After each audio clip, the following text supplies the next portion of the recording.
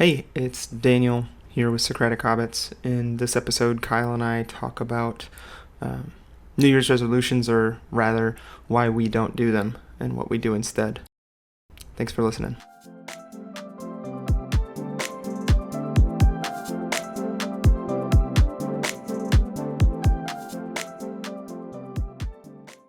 Have you heard of the podcast Myths and Legends? You know what? I've been listening to his backlog recently. Yeah. Yeah, it's fantastic. How did you find out about it? Someone just told me about it like this weekend. I was looking for stuff that wasn't news and Norse mythology. I basically searched for Norse mythology. That's always kind of Okay. captured my interest, and he came up, and he's got a really, at least the later stuff is really well put together. It's like a really enjoyable. He just It's does just a fun. fantastic job, Yeah. and I think it's just a one man show. He's It's a guy and his wife. Oh I yeah, mean, he's so his wife does all the production stuff and then he just he writes the uh, stories. yeah. I don't know, she may help him write the stories. I mean, he's Hmm. I guess curate the stories. Yeah.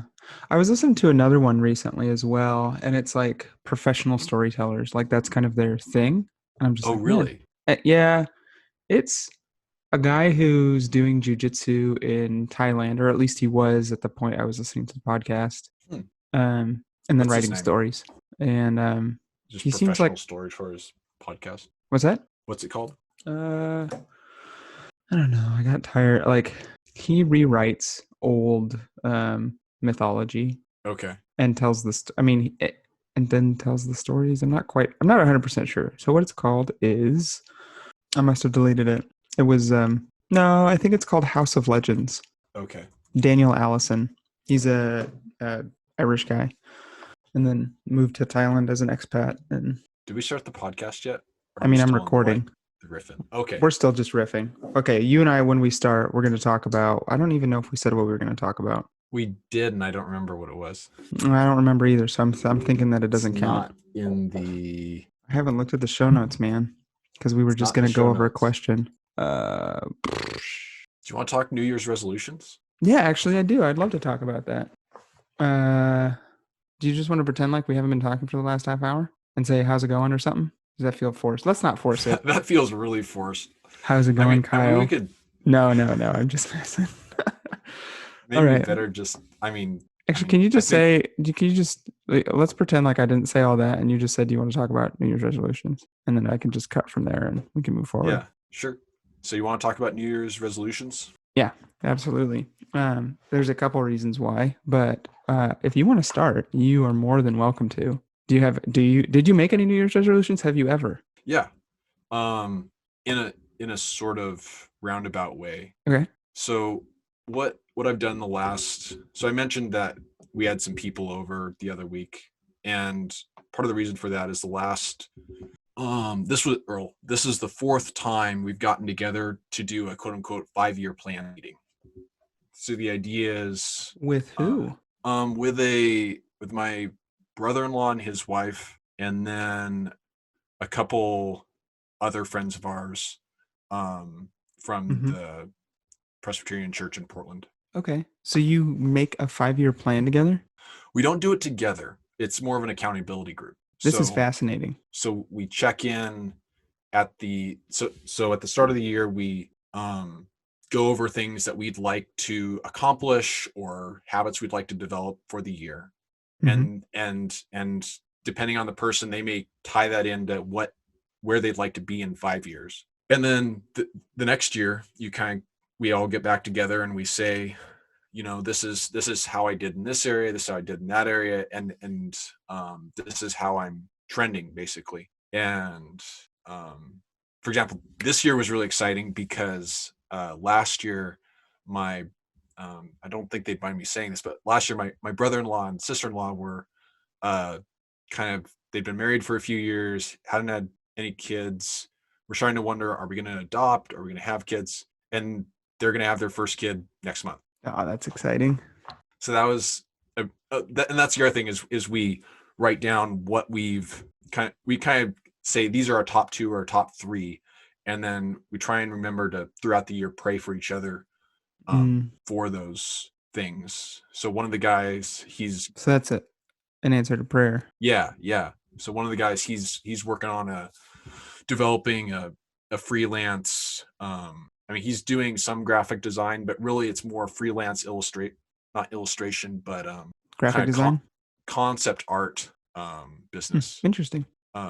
So the idea would be that he would create concept art if you had like a new building that you wanted to get done, and before you send it to an architect, you need to raise money for it. So he'd do a sketch or an artistic rendering of what it could look like, what the experience could be, so they can take it to donors, get money for it, then hire the architect and the engineers and all that. Did you know that on the front of every building, or at the front of every like set of plans that we have, for all of our construction projects, there's essentially that. Yeah. So yep. Okay, so he's trying to get into that game. So he does that a little bit. He's really more into movie characters. So if someone's trying to put together a deck to pitch a new movie, then he would that's what he'd really like to do. Okay. But you kind of pay the bills for the other stuff. I won't introduce him to all my architect friends then. Well, I mean, he'd be happy to grow his business that way. He's doing graphic design to help kind of pay the bills right now. Okay. I mean, yeah, I know. Yeah. Okay. Anyway, so you guys do this every year. Yeah. So we started it in January of 2018, and so we did 18, 19, 20, and now 21. Okay. Was any of your goals last year to travel more? No. My goals have kind of generally fall into 4 categories. So those are faith, family, health, and professional goals. Okay. Generally, faith has to do with devotions and Bible memory. Bible memory was one I did not do well in last year. And then family, a lot of it actually has to do with things we're doing together, hospitality and devotions. And then for health, I kind of put exercise and Brazilian Jiu-Jitsu in there, generally speaking. And the first time we did it, I said I wanted to be 5 years out. I wanted to be well on my way to having my brown belt in Jiu-Jitsu, and I've gotten my purple belt. So making progress that direction. For those of us not familiar with the belt order. Oh, right. So in Jiu-Jitsu, you have a white belt when you first start out, and then you go to blue belt, purple belt, brown belt, and then black belt is the top ranking. So you got 2 years left, or I guess it would be to the end of 2023, right? Right. So you got 1, 2, 3 years left. 2 years. All of 21, all of 22, all of 23. That'd be 6 years from 18, 19, 20. 19. Oh, you're right. Yep. I know how to math. But for this year, I've kind of pivoted that the way I'm applying the jiu-jitsu goal this year is, as I've been like having people kind of doing underground jiu-jitsu on Tuesday nights, looking to grow that group. Actually, one of the guys who started coming, he's got a basically empty garage space that he's going to put a bunch of mats down in, so we can bring more guys in. And kind of one of the ways I put down as a metric for if I'm kind of going back to SMART goals, the specific, measurable, attainable, realistic, and time-based. The SMART goal I came up with for that was that if there are 3 people still doing jiu-jitsu at the end of the year who I didn't invite but were invited by people who were already doing it, then that will tell me that it's going well, basically. Cool. And that the other thing about the jiu-jitsu is it's not just the physical activity, but it's also the practice of developing the skill of teaching, which is a skill I'd like to build on. And so this is a great avenue where I don't know, I would say I don't know much jiu-jitsu, but I know more than someone who hasn't started yet. You know more than me, that's for sure. That was very evident that one time. So it's a fun opportunity to just bring a sport I love to an area that there's really just one gym in the area, and it's pretty expensive, especially for the area. Sure. I think something that's actually so with woodworking, which I've been getting into, I don't know if I've talked to you a ton about that or not, but there's somebody who on here, But Yeah, yeah, yeah. But there's somebody who's not that far ahead of me, hmm and it's. I mean, sometimes it would probably be easier if he was 10 steps ahead of me instead of just two. But sometimes it's like, oh, I remember struggling with that. right, It right. wasn't that long ago. Or how do you do this? Like, actually, I don't know. Like, here's what I found. Here's a Yep, bunch of resources or yep, whatever. And anyway, to kind of it's having somebody who's not that far ahead of you is sometimes really helpful. right. So yeah. I remember that with in school when we were learning different foreign languages, it was always helpful when you're doing conversational Latin or French to try and to work with people who weren't native, or obviously there are no native Latin speakers, but Mm-hmm. with French it was actually easier to work with people who didn't know French because you're kind of doing the baby talk at the same rate Mm-hmm. versus trying to converse with someone who's a like if you went to Paris and tried to converse with someone who is a native French speaker, they're probably just going to default to English because it was just more efficient for them with their knowledge of English to talk to you than for you to stumble through French with them. Yeah. Or you just ask where the bathroom is, or that tell them that that car is brown. Like, I don't know. You're sitting on a chair. Where is the library? I don't know, man. Yeah. Like, I just remember the conversation we had in Spanish. It was very, yeah, very simple. Yeah. Um, that might have had to do But with, that's where you have to start. And so when you have someone who's at that level, it's still fun for both of you. yeah, because you're both growing and you're not, one of you isn't just like, I'm talking to a little child, Mm-hmm. essentially. Um, or they don't know, I was thinking about this recently. Uh, my wife got me a thesaurus for Christmas, which would not be very exciting, but now I'm just going through words Uh-huh. and like highlighting ones that I like. Yeah. And I was just thinking like how many words does the average person know? And it's a lot, but it's also like it's still very easy for me to learn new words. Mm-hmm. Did you ever play Pokemon? No. Well, I there's in the original game or the original show, I guess it was the original game. There were 8 cities. I don't remember all their names, but I was looking up specifically like names of colors as my wife and I have started to. So she painted her. She's redoing some stuff in the craft room, and she's been going through like a lot of colors. And to be honest, when she was doing the white, it was like that's white and that's white and that's white. And she's like, which white do you like better? I'm like, they're all white, but they're different whites. One has a little, green in it or blue in it or red in it. mm-hmm. And It's warmer, I can actually tell softer. the difference. Yep, exactly. All different things. I could actually there she was like, that one has more yellow in it and that one's got more something else. And I could see the yellow. It Anyway. makes a big difference depending on what lighting you have. Mm-hmm. Yeah, but so whenever we're checking out colors or whenever she's checking out colors, there's uh sun coming in through the window. Mm-hmm. There's the lights on, and I feel like there's a third one that we sometimes go through. And you're planning on keeping the same bulbs and light Mm-hmm. fixture? Well, they're all LED, so they're supposed to outlast us, basically. Okay. They probably won't. We've had some burnout, or we've had one burnout already, so I think at some point some of them will fail. Uh-oh. Well, I mean, they were the free ones from the PUD. Oh, okay. Cool. So, I mean, but they're supposed to last for like, I don't know, 10. 50,000 hours or something, Yeah. 100,000 hours or something like that, which is a lot of hours. Yeah. Anyway, was looking up a color for, like what are other blues besides blue? Because when you're Mm-hmm. writing a story, it's actually kind of boring to just say blue, blue, if you're talking about something that's blue.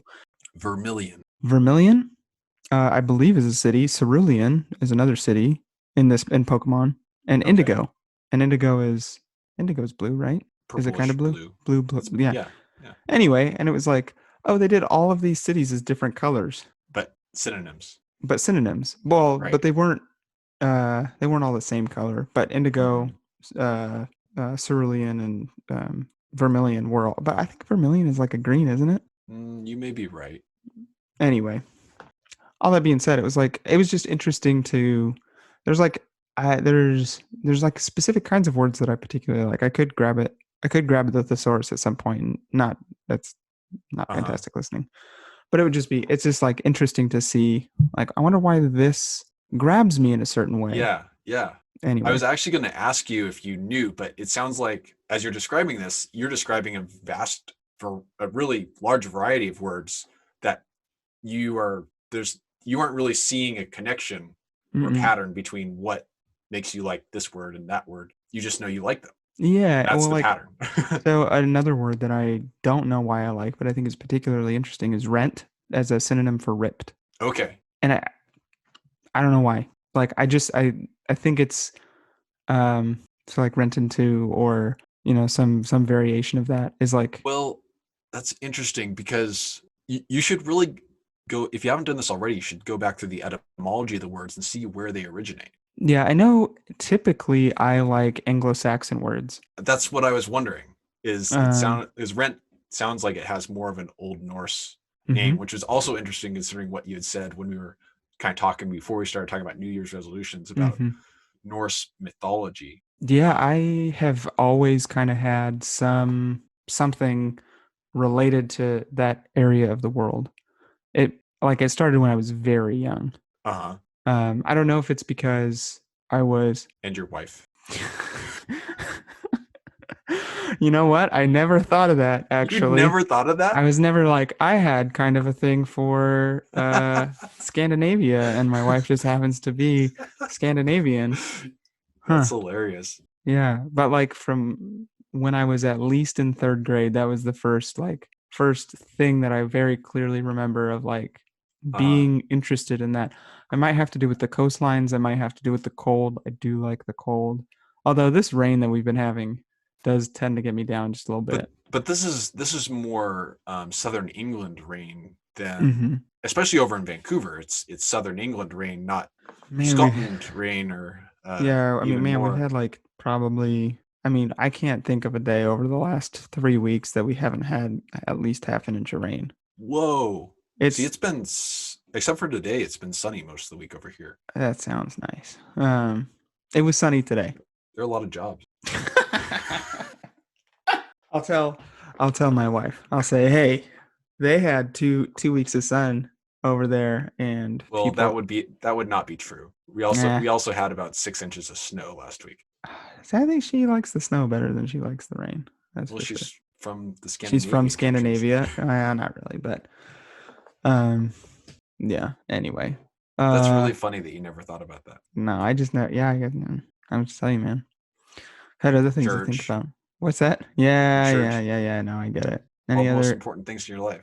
Yeah, it isn't. Well, and like as we're redesigning our house, so we're doing a new. We did the patio, right? Have you That's ever had actually mead? uh actually I tried to make mead once. We were having some computer issue upstairs at my brother-in-law and sister's house, and I asked someone to watch the pot for me because it was an old, it was like a how to make mead now. Hmm. And it's essentially like beer is one of the ingredients, if I recall. In order to, oh no, Well, I was no, making butter beer. I was going to This is say a because different thing. mead is distilled honey. No, I've never had mead. Maybe I should try it. It's really good. But this is kind of off topic from New Year's resolutions. Okay, let's. So Well, you I know kind what? of shared about some of the things. Yeah.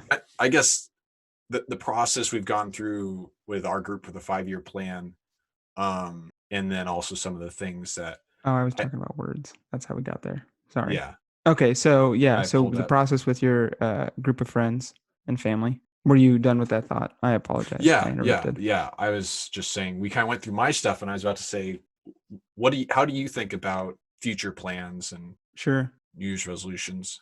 So, about 3 or 4 years ago, I realized New Year's resolutions don't work for me, Mm, and I wanted instead to think about like quarterly goals, mm, and which I think is fine.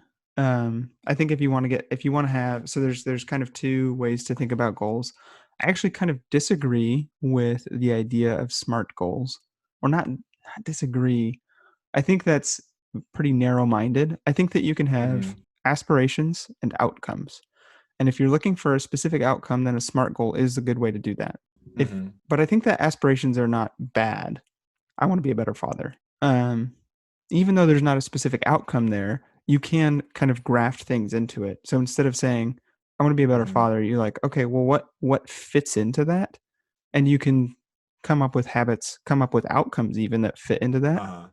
I mean, that this kind of sounds like what James Clear talks about in Atomic Habits that we discussed, where you have habits and you have goals mhm. that feed into the habits, which feed into the identity. Yep, absolutely. I think, I guess, to just like, there's this if it's not if it's not specific, measurable, what's the A stand for? Attainable, Attainable. or Just no, no, guess. no, specific, measurable, because it can't be attainable because I was thinking realistic was R Anyway, and time based. yeah. So if everything is that, then that precludes quite a lot of things that we can think about. You're narrowing your focus Yes, way too for much, in sure. my opinion. Anyway, so podcast called Cortex, they talk Uh about huh. annual theme or yearly themes. Okay. And so, and like having, okay, like an example of a theme would, that you can have ridiculous names if you want, but usually it's helpful if they're, focused on what you're doing. And I was thinking about this year being the year of completion, right? So Mm-hmm. I've been working on a book for years and years. Um, I started a workbench last winter, and Mm-hmm. it's 80 to 90% of the way there. I spent a lot of time I've started a lot of projects and haven't seen all of them through. Mm-hmm. And finishing projects is like being completely done and never having to really think about it again. Not never thinking about it again, but like looking at a project and saying, "Yeah, I did as well as I could given the time constraints, and now I'm done with that, and I can totally move on to the Mm-hmm. next one." I think is really valuable. So that's what I'm going to focus on this year, and I've got a couple of things that I'm working on. Um, I've written down a lot of projects for January, and I'm not trying to complete them all in January, but Right. to Right. knock some of them off. One of them in particular, we started. I started the process of our um, getting our fireplace like scheduled up, and so I'm hoping Yeah. to, if not completely finish that project, get it most of the way there. Um, I've priced out all the materials. I know roughly how long things are going to take, although uh, something that happens when you start projects that you don't like, when you start demo, you basically never know what's underneath. Right. And one of the things that we hadn't expected to remove or do anything with was the mantle or the hearth underneath Uh our huh. fireplace. Right. And some of the bricks are coming loose. And so we've discussed removing the entire hearth and then putting down tile, which is something I don't have experience with and could be very difficult. Maybe not. It's not a ton of tile either way. But then there's the Mm-hmm. trim in between, or not in between, but at the edge, Right. making sure everything's, like, anyway. So, um, anyway, There's a but little look, more work to be done on the planning if you're going to do that. exactly. Well, yeah, yeah, definitely. Um, but Because you probably then want to watch some YouTube videos to get a sense of how much what? work is, like what goes into putting tile on the floor. Mm-hmm. Yeah, yeah. And what do I guess actually I should say I have priced out everything that my wife and I had previously discussed as doing, which was putting up Mm-hmm. Roman clay on the outside, which essentially just looks like concrete, but you can get it different colors, and there's a specific texture that it has that my wife really likes, and Okay. I think it'll look really nice too. I'm also Yeah. putting up a new mantle, um, which Mm-hmm. I'm pretty excited about. It's just a honking piece of wood, and it's pretty, and I, I like that. So So you found a use for the big honking piece of wood that you got. Is this the same one you got from a friend a while back? And then yep, kind sure of, is. what am I? Oh It's really cool, but what am I going to do with it? yeah. It's like 8 feet long. It's a Yeah. 8 by 12, I think, It's like or really it's a heavy and hard. mm-hmm, mm-hmm. Nice. Yeah. Yeah. Anyway, so the year of completion, I'm not, I even just in briefly talking about it, it's like there's a lot of things that I could. It's like I guess I'm tired of starting things and not finishing them. I think it's Mm-hmm. really, really bad for me and bad for Mm-hmm. my wife, and it's better to know that. Or it's not an identity that you want Yeah, I guess that's probably that. Like I want to. because, in part, it's not helpful for your wife. Mm-hmm. Well, and even just you mentioned Atomic Habits and just the identity that I want to have. Mm-hmm. Finishing projects is something that I want to do and Right. be. And it didn't, when I worked for my previous company, there was that project at the airport, and it Mm-hmm. never really felt like it got 100% finished from my Mm-hmm. perspective. Mm-hmm. There were still kind of stragglers. It didn't feel like it finished well, even if it was completely done, which in March when I left was, Mm-hmm. and this project up in up north of here, feels like, I mean, it was supposed to have substantial completion in August, and it's still hanging on. Hmm. And I don't have a whole lot of capacity for it because I'm now in a different job. Right. And anyway, so finishing well is something that, like, for, I guess, for my own sanity, for my own, like, if I can't have that, if I can't, like, there's so many other people I'm relying on at my work because Mm-hmm. I have to, Mm-hmm. at my house at least, like, I want to, uh, you know, I'm the owner. Right. I can put as many, like, it's not like I can put unlimited resources at things, but Mm-hmm. I can decide that I'm going to put resources towards one thing and not another, Right. um, within reason. Obviously, if, like, our water main breaks, like, well, that's what I have to spend my money on. Right. Yeah. Hopefully, insurance helps out, but um, Do you guys have like we don't have flood house insurance. repair insurance?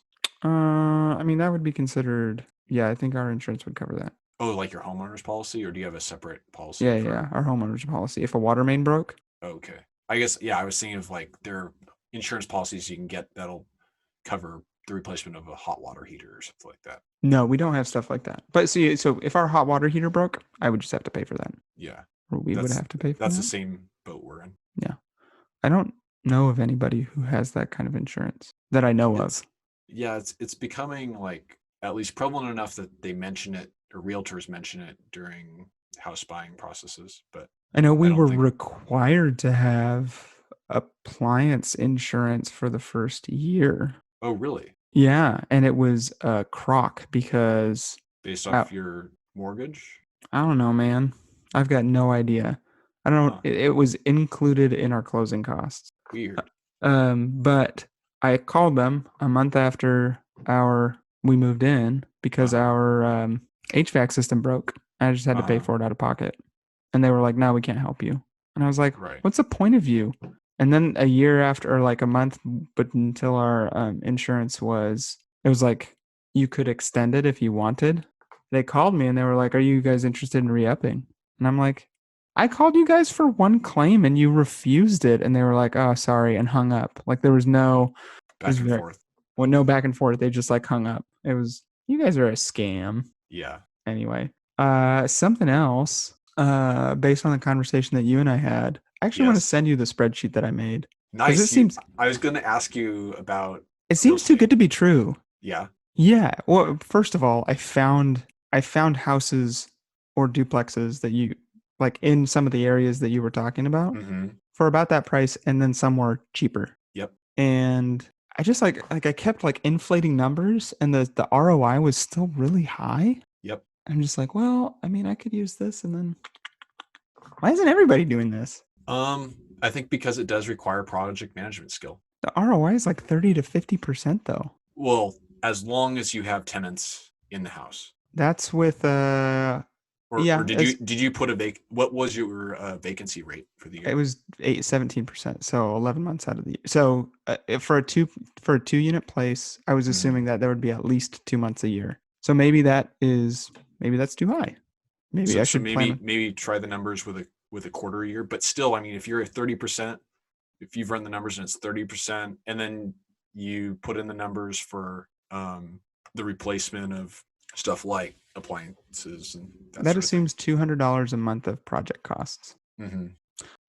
In addition to replacing the roof every 20 years. So depending Right. on how quick, like, if there's only 10 years left on a roof, Mm-hmm. then, and you know how much it's going to be, like, you know how much you have to, it assumes all of that. Right. Um, And it yeah, also assumes that you're paying for lawn care, which you don't necessarily have to do. Like, somebody could, you could say, you know, this is part of your contract. part of your contract. And it also assumes that I'm paying for utilities, which is not normal. Mm-hmm. There's a lot of costs that I, like, took on because I was like, why? Anyway, This seems too good. I'll send it to you and you say, Daniel, these are ridiculous. And then, Did you compare it to like some of the bigger pockets analyses? no, this was all just, I didn't remember the name of the company or the website that you had suggested. What's it called? Hmm. Bigger Pockets? Yeah. Not Pickets, Pockets. All right. I'll take a look at that and see what I'm missing because I'm sure there is. There's just no way. I don't know that you are. All right. We'll see. That's probably how my wife and I will invest some money. Yeah, It's been a long day, man. it Uh, has been. Yeah, I was looking at some of my other things I talked about and for the 5-year plan meeting, and mhm. I haven't made any progress on any of them except for the jujitsu one, which I already had the habit of doing that Tuesday nights, Did just you? because I've Oh, sorry. been at work for longer days this week and last week. Oh, so you haven't made any progress this week? Right. What are your? Do you mind sharing what your other? Like you talked a little bit about your like what would go into family Hmm. and what would go So into. so I Yeah. guess on the well, I haven't made any. I want to start by memorizing Second Timothy, which I picked because it's short and it's good, Mm-hmm. and applicable, and so or obviously applicable, and because it's Paul, and to me, like Paul has a certain cadence Mm-hmm. and way he writes, and so Yeah. I think by memorizing a short book of Paul's, that'll help me with memorizing other books that he has written. Yeah.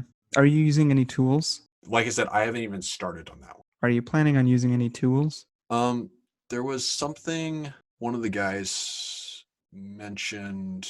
Actually, I guess he didn't really mention tools. He mentioned more just consistency. What tool? Do you have a tool in mind for memorization? How did you know?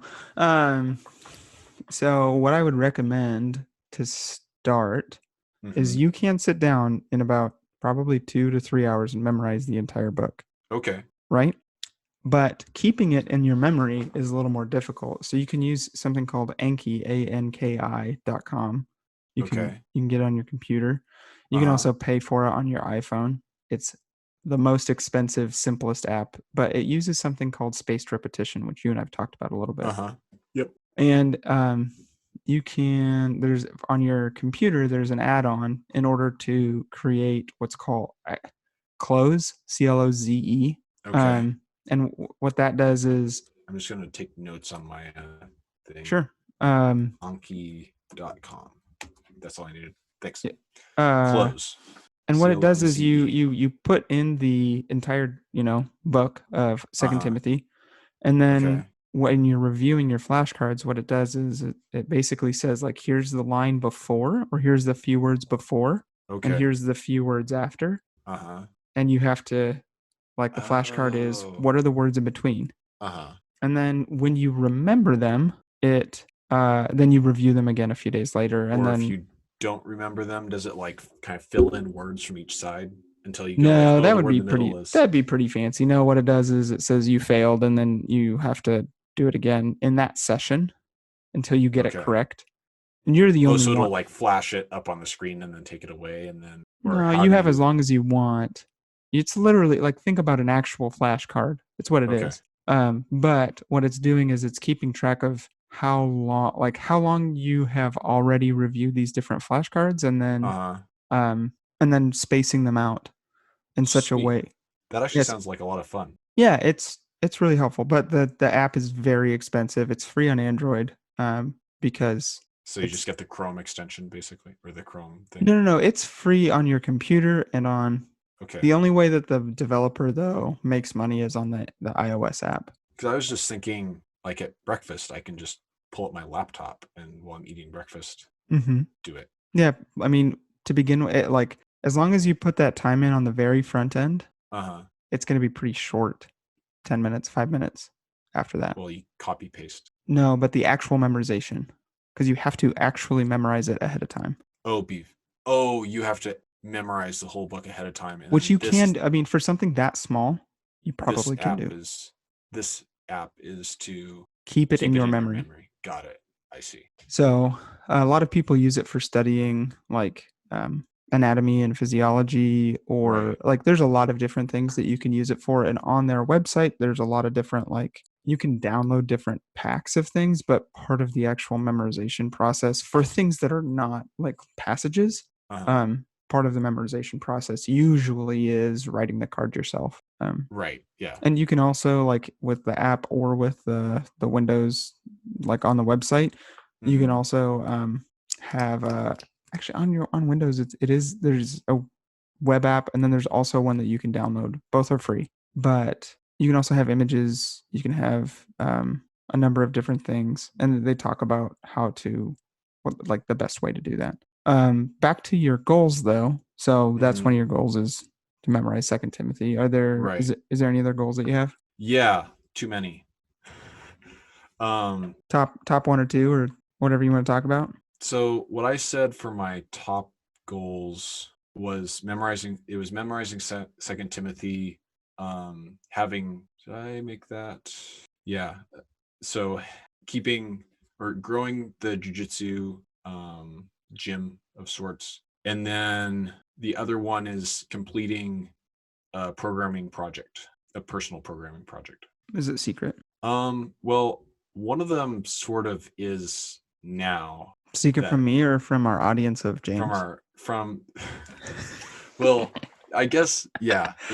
I'm just messing, man. Basically, it's an app that would help loan officers find you the best mortgage. Sounds interesting. I think it is. I was talking to a loan officer about kind of my experience with because I've applied for 4 loans in the last 3 years, basically 3 or 4 years with refinances and stuff. And each time it just seemed like they were having to do a lot of work on their end, and I didn't quite understand why. And so I was asking him, is there a Mm, tool that would like help you with this? And he said, no, you just kind of have to like guess and check. And I said, oh, really? That's interesting. that seems problematic. Yeah. Like, how do you know you got the best deal? Like, I don't know. Right. I just kind of guessed and checked. Yeah. And he was going, yeah, sometimes I stay until midnight guessing and checking. And I was What a waste of time, man.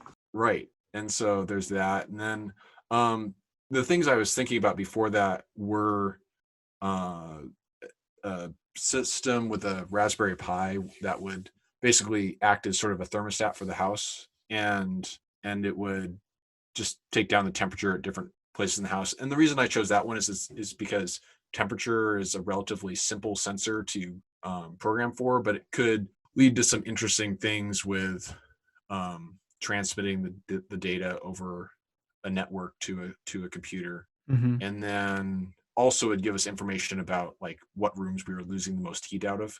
Mm-hmm. Cool. And then the other thing that would potentially play into is the temperature monitoring could play into is I was talking to a friend of mine who wants to get into coffee roasting, and Hmm.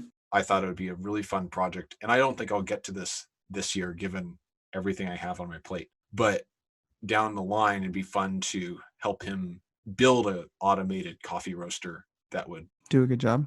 do a good job, spin the beans, keep them out all at the same temperature. But that's a huge project. Oh, why's that? Because it's not just about like the hardware, and it's not just about the software. It's also about the heat transfer rate into coffee beans. So there's a bunch of research to do there, and what the most efficient ways are to get heat into the beans evenly and make sure that it is totally even and it's the right rate. Mm-hmm. So, okay, I'm with you. Is this like you would essentially be replicating something that already exists? Like Yeah, these, okay. I was like, what you're describing, I definitely have heard yeah, of. yeah. I've considered getting one at one point Hmm. because I drink a lot of coffee and I'm like, man, it's like this much, and You could buy green beans for way less, and buy green beans for way less. How much would I have to? I'd have to buy a lot of coffee to make like yeah, maybe better just to offload that. yeah, They're like, I don't know, $2,000 or 5,000. They're expensive, yeah. even for And little ones. you've got a heater, and there's some automation that goes. Well, the ones that I was looking at needed to be pretty simple, Okay. and they were like pour the coffee beans in, and anything else that you're kind of roasting with it, and then walk away. Okay. That's how they were very simple. But I do know somebody who They're he's simple for the user. simple. Yeah, you got it. I do know somebody who pan roasts his coffee beans, and he's been doing That's that for what a this couple guy of years. does now. It's pretty wild. He said that he also only does it outside now because of how strong it smelled in his house. Oh, interesting. Because he would pan roast them on the stove, and it was just like they can create a fair amount of smoke. I'll have to ask my friend about it because I know he's pan roasted and done a few different roasts with a few different beans, Mm-hmm. and he didn't mention anything about the smoke. So Hmm. I'm Maybe curious. he's just now. used to it now. Maybe. Uh, And then the other programming project that I was thinking of was creating a tool for identifying how risky an options trade would be. Because another thing I wanted to do, where I'm not really sure, this kind of happened back in 2015, 2016 for me too, when it seemed like the stock market was headed into uncharted waters. mm-hmm. And I wanted to get into options trading because it seems like a way to make money whether the stock market's going up or going down. And I'd like to create a yeah. That seems like either a very, very valuable asset or a very, very risky one. Right. Oh yeah. And so that's why I'd like to create a tool that would go through trends and basically help me visualize how likely is the stock to stay in this price range versus how likely is it to go into that price range. Because generally when you're analyzing options trade, you'll create a risk graph that kind of shows you what will likely happen. So where the price point is for profit, how much you will lose if you do lose based Is this off of different than the price shorting a point. stock sometimes? Yes. So when you short a stock, I mean, the terminology is very similar, but when you short a stock, essentially what you're doing, I believe, is you borrow shares from someone, and You're with the agreement you're promising to sell at a certain price. that now that's an options trade. That's a different than shorting a stock, which is Are when you you short a promising to stock, buy them at you're a certain range, at a certain price? well, so an option is a promise to, or it's not a promise. It is, it's a contract to buy at a certain price or sell at a certain price. And this is different than shorting how? Because shorting actually deals with the equity itself, not with a contract that is a derivative of the equity. So you're actually dealing with the actual shares when you go long, like when you go long on a stock, that means you just bought it. Right, that makes sense. When you short a stock, I read this like once because I was trying to figure out the difference, and it has to do with something along the lines of you either borrow the shares from someone or loan the shares out to someone, and you make money if the stock price drops based on the transaction that will happen between you and the other party if the stock drops. But with an option, you have, I think you're paying for the right to yes, purchase at a certain price. You're paying for the right to purchase at a certain price or the right to sell at a certain price. And so when you're shorting, you get the, like, if you short it at, right now the price is $15, and you short it. If you short the stock, not the option. If you short the stock and it goes down to 10, you get the difference between the 5 and the 10. Right. But you don't purchase it.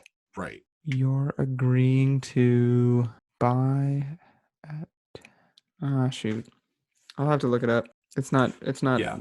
clear. I've been reading about options, not about shorting. So that's why I'm more familiar with the options at this point. So I have been doing research on it and preliminary research on what trades would be feasible with how much capital I'm willing to risk, and trying to understand that side of things. But as part of that, I'd like to essentially create a Monte Carlo simulation that would take in data on what a stock has done in the past, and then create probabilities for what kind of price movement could be expected in a certain time range. And then it would sort of put down different size bubbles along the risk graph to visualize how likely it is that the option is going to be worth something or not worth something. Because the thing with an option is you don't actually have, if you have the option to buy a stock, You don't Mhm. actually have to buy the stock. You could sell that option to someone else for a Mm. profit if it's in the money. So let's say you buy it, the stock is at $50 a share. Mhm. You buy an option, buy a call option, which means you have the option to buy it at $60 a share. It goes in 3 months. Mhm. In 2 months, it goes to 70 a share. You can then sell your option that you bought for 50 6. cents Mhm. for $9 Mhm. because you're $10 above, You're $10 good. So, but there's some risk that it could go back down, so you don't get the full $10 mhm. To someone else who might want to actually buy the stock for 60 Yeah. in the future. So, I'm just going to correct our Oh, did you look up shorts? I sure Shorting did. stocks? So what you That's do is you borrow shares, immediately sell them, and then hope that you can buy them later for lower. And that's how you get the difference between those two. okay. So So- I borrowed 10 stocks from you Mhm. and Sell them right away. sell them and then hope that I can purchase them for lower when I owe them And- to you. Okay, that makes sense. Yeah. Which is why one of the reasons that shorting is so dangerous, because if I borrow those stocks from you, Yep. and I borrow them and they're $10 a share, and I'm hoping that I can purchase them at $1 a share, then I've made that $9, right? Yep. But if they go to $100 a share, there's like unlimited downside, if Yep. that makes sense. Because if they go to Yep. $100 a share, then I owe you $900, whereas before I only owed like $100. Right. That's a minus 900% ROI Yeah. or whatever. Anyway, Don't short Bitcoin right now. wasn't Elon Musk saying it was going to go to like 150 or 130,000 or something? It's up a to share? 40 now. Yeah, you know what? I am not going to short Bitcoin. I don't even know if you can. Yeah, It's they not have a- different options exchanges. I'm sure they do. They have futures. Are you going to go long Bitcoin? Is that in your 2021? I have been thinking about it, man. But, you know, if I've got an ROI that's potentially triple the stock market, Right. and is something that I can understand. Yep. Like investing in Bitcoin doesn't really make sense to me because I don't understand what Bitcoin is, and it's a little bit like Feels like gambling. it feels like gambling. It feels a little bit like so I've been listening to, we were talking about Myths and Legend podcast, and a motif of myths and legends is that somebody's like, oh, here's something magical. It's like magically fire or magically and I don't understand it, and it ends up hurting them really badly, and they don't understand why, because they don't live in that realm, and so they don't understand the rules that go around it. And Bitcoin kind of feels like that, like, well, maybe this would be really good.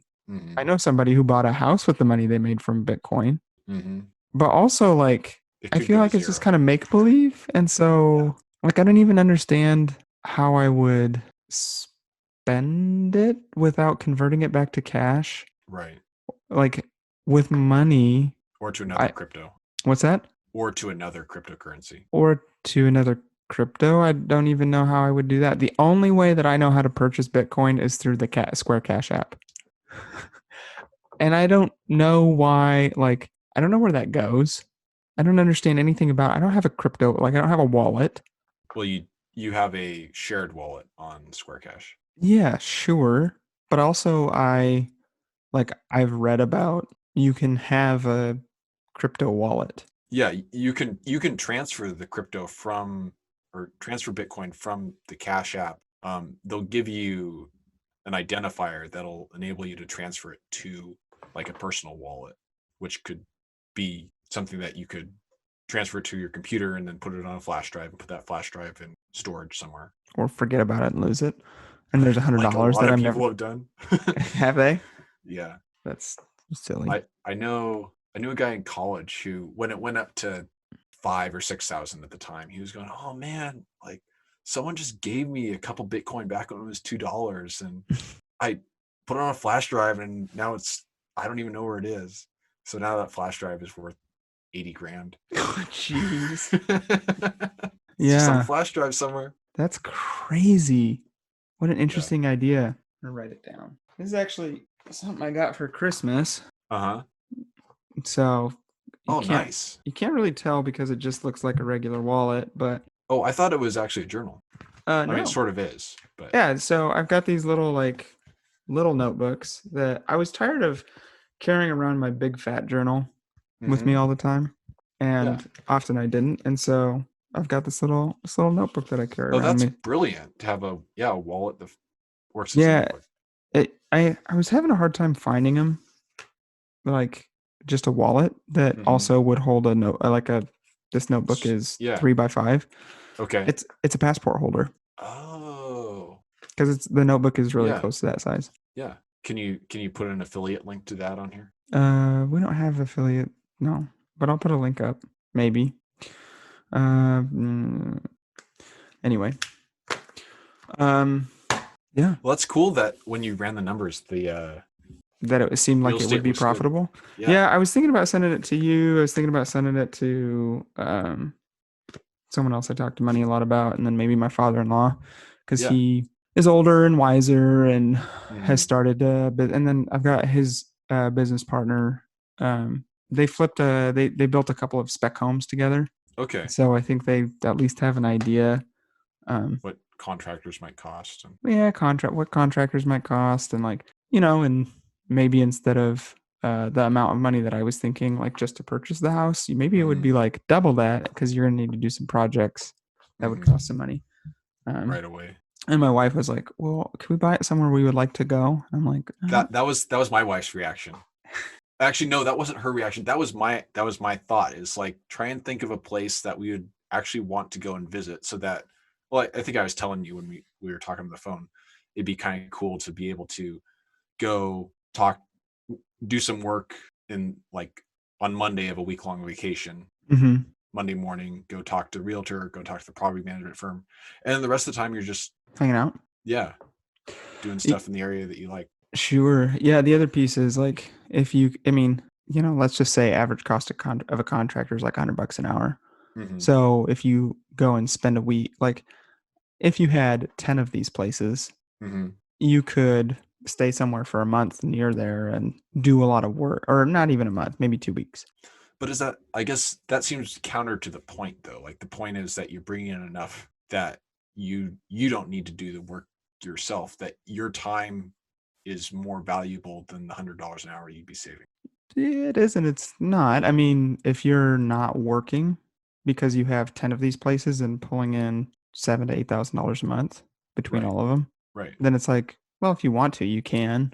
And I if you see what don't, you're saying. and if Yeah. you don't want to, then you just sit at home and count all of your stack. You've got this pool of money that you're just, no, I'm just kidding. But Just a dragon. yeah, yeah, just a dragon. Like a lizard on the wall, huh? Or a lizard in the king's Palace palace. lizard. Palace lizard. That's right. Did I tell you that someone thought that'd be a really good name for a podcast? You sure It did. wasn't me. I know who it was. You told me. You actually Yeah. told me on the podcast. Oh, that's right. Yeah. Anyway. He wants to do a podcast episode or just a conversation around how to handle health.